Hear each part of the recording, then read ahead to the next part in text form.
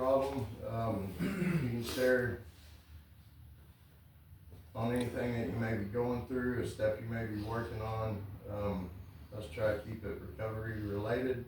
The meditation was good, and what I just read off of page 58, the first 3 paragraphs on that page. Floor is open.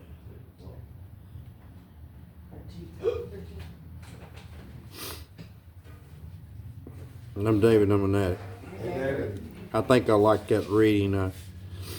My sponsor used to, man, we would go to groups, we would go to conferences, and we'd go all over the place, and you never really knew what was going to happen. You know, I'm from Dallas, and you walk in a group up there, hell, you may walk into a barroom fight by the time it's all said and done with. But my sponsor was real adamant about certain things. You know, he would, if somebody said something that maybe shouldn't have been said in a meeting, he would tap on the shoulder on the way out the door and say, let's go get a cup of coffee. And he'd take him and go talk to him and work out that situation alone. And sometimes it was over small stuff, and sometimes it was over real major stuff. I mean, you know, needless to say, we come in these rooms, we're subject to find our old dope dealers in here.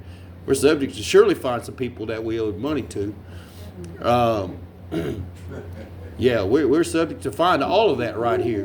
We're going to find ex-girlfriends, our wives and new wives, girlfriends are going to find the girlfriends that we slept with, and they're going to tell them all about it. So there's a lot of shit that can go on in these rooms, and in Dallas it's real prevalent.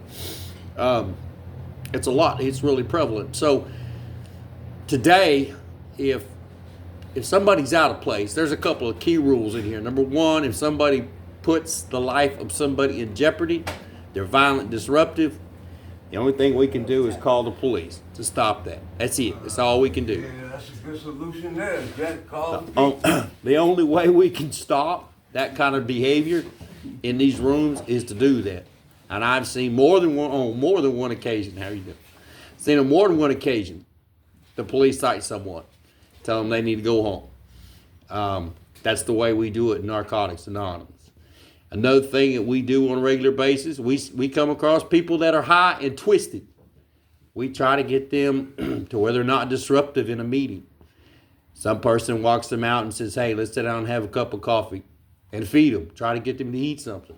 Those are all things we do in Narcotics Anonymous to try not to disrupt the meeting. If somebody says something out of place in the meeting, that's against maybe our traditions or the way we feel, we try to catch that person outside and say, you know, can we talk for a few minutes about this? Because this is something that we need to talk about.